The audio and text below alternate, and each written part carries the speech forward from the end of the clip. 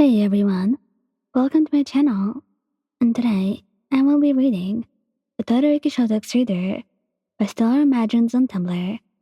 So let's get into it. To say you were nervous was an understatement. This was a huge thing. Meeting with your lover's family was always a huge deal. Everyone said so. Your friends who were dating and had met with their lover's family told you about their experience. They have given you tips on how to make a good impression, but they highly advised you to be yourself. So you stood in front of the mirror and looked at your outfit. And instead of stressing over your outfit, you made sure it wasn't too casual but comfortable. Something that you would wear. Shoto talked about his family a few times, and you were well armed with enough information. He had decided to bring you to meet with his family after thinking about it for a long time. Even though he often talks about his father in a scornful manner, he decided it was better to get this over and done with. He had heard of all the awful things his father had done to him, and yet hoped that he had changed somehow.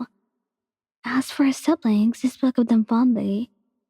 He was always dragged around and forced to train during his childhood, so he never really had time to interact with them.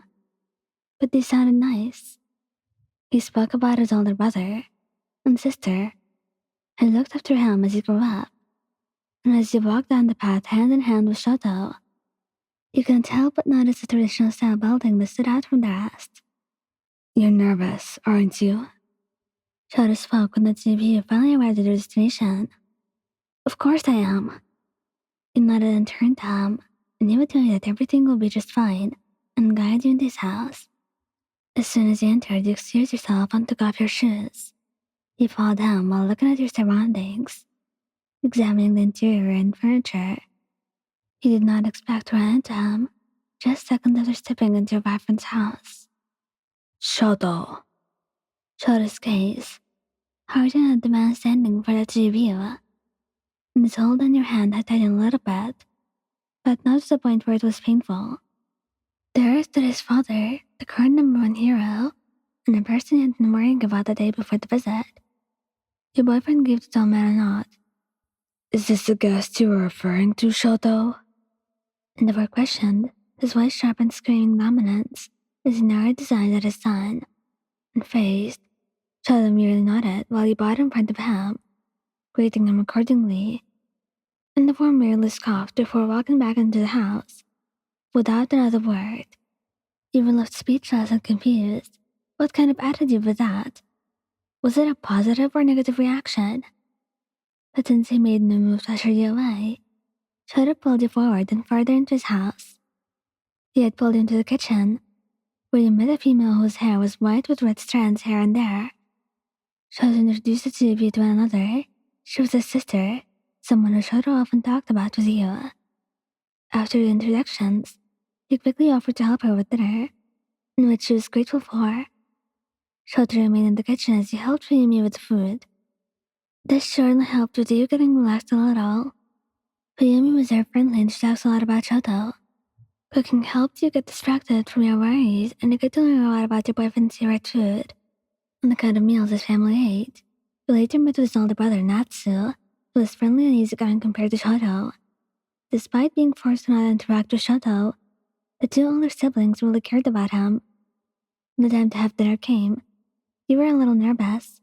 It appeared that Shoto had informed his family about your visit, but as you sat on the dining table, you were still nervous. Instead of eating like you usually would, you felt your appetite slowly fading away as the silence consumed the whole room. So what kind of relationship do you have with my son? To have him bring you over here? And there were questions as he put down his bowl of miso soup. We're dating, came Shoto's response, and he flinched when he heard him slam down his chopsticks into the table, almost breaking the wooden utensil. He had his gaze locked into yours. After hearing Shoto's response, it was obvious that he wanted to say something to you. Dating? How ridiculous. I don't understand why you would want to date someone like her. He scoffed, finishing off his meal and setting down his bowl of rice, which was now empty. I am fully aware of Shoto's rebellious face. He is probably dating you because he knows that it will irritate me. I take pride in him because he managed to inherit both his parents' quirks.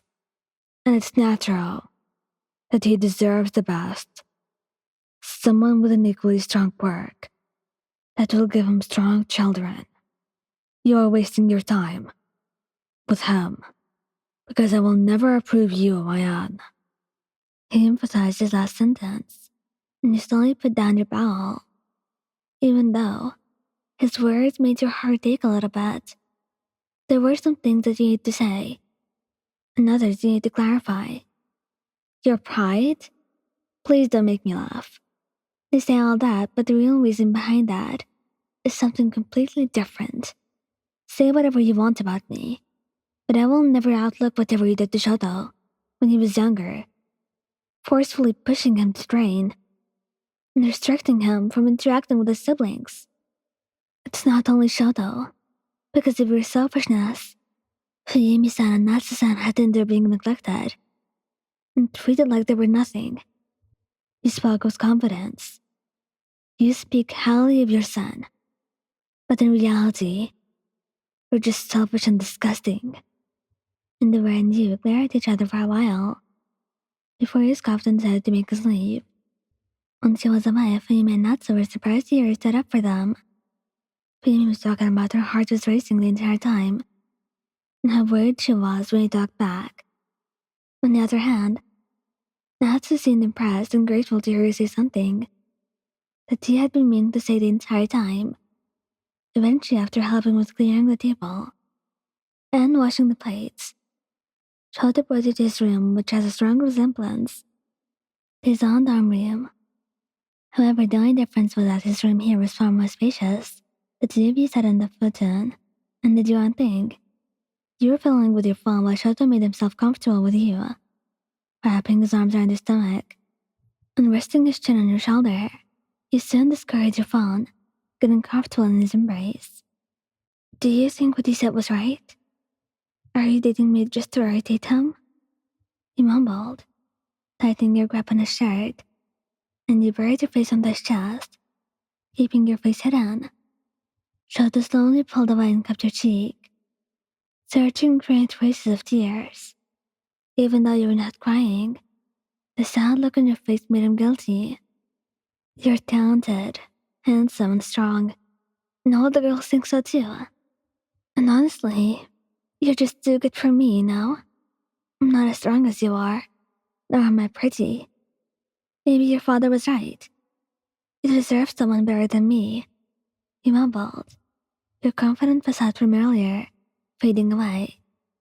He was hesitant when you said that you wanted to go to his house and meet his family, but you convinced him and pleaded him, so he had no other choice. Shota had been desperately hoping that his father would be busy due to work.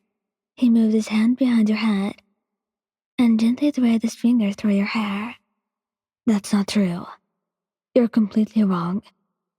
You're the one who's too good for me. You're patient, kind, and thoughtful. Maybe you think you're not beautiful and strong, but I don't think so. You shouldn't listen to a thing my dad says. Shota advised you quietly, rubbing circles on your back as you began to sniffle into his shirt. I love you, Mayan, and I don't need his approval to date you. I love you so much that it can hurt sometimes. I'm dating you because I truly love you. You're an amazing person who deserves to be loved. Everything the bastard says is a lie. So please, don't sell yourself short. Your dad is such a pain in the ass. I know. Thank you guys for listening. Don't forget to like, subscribe, and comment. I hope you enjoyed listening to this as much as I did making it. Anyway, goodbye.